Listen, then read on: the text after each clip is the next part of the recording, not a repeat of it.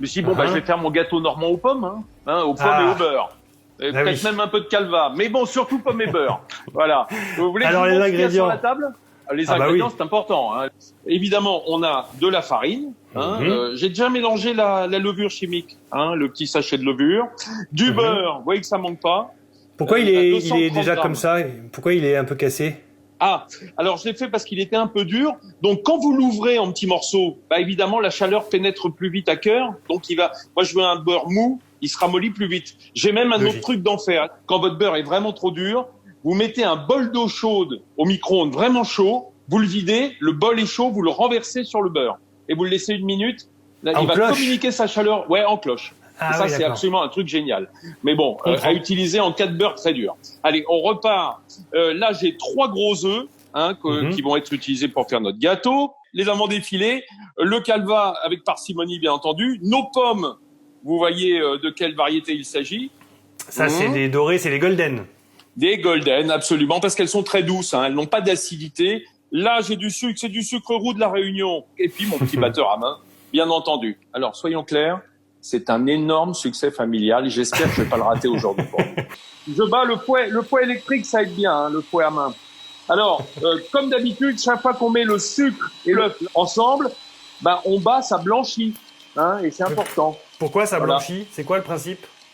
Parce que quand on incorpore des mini bulles d'air, ça rend opaque et donc ça éclaircit, ça empêche la lumière de passer au travers, donc c'est plus clair.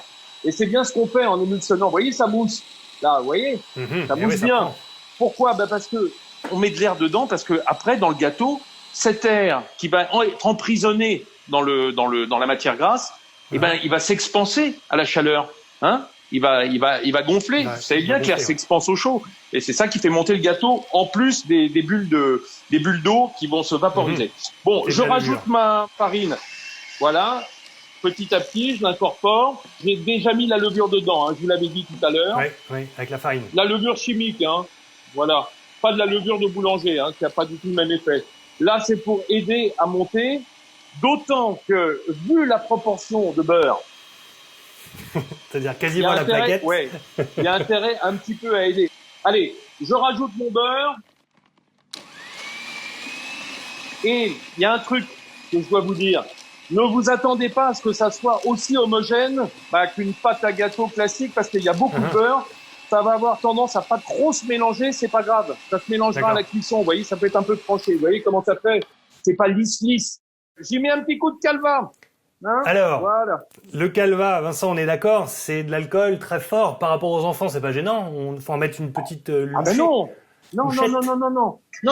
Si c'était un baba au rhum qu'on ponche, c'est-à-dire qu'on le met après, oui, parce que là, l'alcool, il reste pur. Mais à 170 degrés, à la température de cuisson, tout l'alcool va s'évaporer, il restera que l'arôme. Donc les enfants ne mangeront pas de l'alcool. Très bien. Voilà. Bon. Vous êtes plus tranquille, là? Tout va bien. C'est raisonnable. Je vais tranquillement finir ça et puis on se retrouve pour que je dresse tout ça dans le moule à gâteau. Allez, je prends mon moule en métal que je vais beurrer. Donc le beurre, il est mou, de manière à être bien réparti partout. Voilà. J'en enduis bien le fond, un peu épais. Ça va tenir le sucre. Et puis je prends mon sucre en poudre et je le répartis là aussi. Ce qu'il faudrait, c'est que ça caramélise un petit peu, en tout cas que voilà, ça vienne sucrer le fond. Et puis sur ce fond, je vais mettre mes amandes, environ 50 grammes d'amandes blanches effilées. Voilà, que je répartis partout. Ouais, c'est important, Voilà, c'est bien réparti partout. Maintenant, je vais mettre un tiers de la pâte à gâteau. Voilà, je dépose délicatement pour pas décoller les amandes du fond et je lisse. Là encore, délicatement, de manière à avoir une couche à peu près répartie. Comme ça, c'est bien. De toute façon, ça va fondre à la cuisson, mais pour l'instant, c'est pour pouvoir y loger nos pommes que j'ai épinées. Enfin, j'ai retiré le cœur. J'ai retiré le cœur des pommes. Je les ai tranchées en tranches pas trop fines et je vais les dresser. Voilà. Alors, en fait, on les met sur les amandes en forme de rosace. On fait tout le tour de notre moule en métal. Et puis au centre, je prends les pommes qui me restent, je les fais se chevaucher un peu comme un jeu de cartes. Et je les glisse au centre de cette couronne de pommes. Et maintenant, je prends la deuxième partie de mon appareil que je verse dessus. Voilà, je verse bien. Et là, je lisse le dessus. Voilà. Et il n'y a plus qu'à mettre au four à 170-180 degrés. Pour réaliser ce fameux gâteau normand de pommes au beurre et calvados, il faut des pommes golden. Il en faut 5 moyennes ou 4 grosses. 230 g de beurre doux très mou, plus 10 g pour le moule. 100 g de sucre en poudre, plus 10 g aussi pour le moule. 75 g de farine tamisée. 3 gros œufs. Un sachet de levure chimique. Une cuillerée à café de sel. 50 g d'amandes effilées et 3 centilitres de calvados. Ce n'est pas obligatoire, mais c'est meilleur. Un moule formidable qui a un moule à charnière.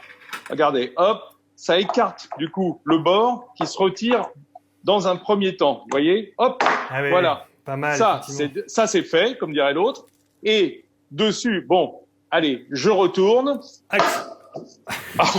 Avec le ça plat. c'est claqué, ça c'est claqué. L'avantage, voilà. Ah, bravo. Ah, C'est là, là. fait et qu'effectivement nos amandes bien fondantes sont sur le dessus. Allez, on découpe pour voir la tête que ça a dedans.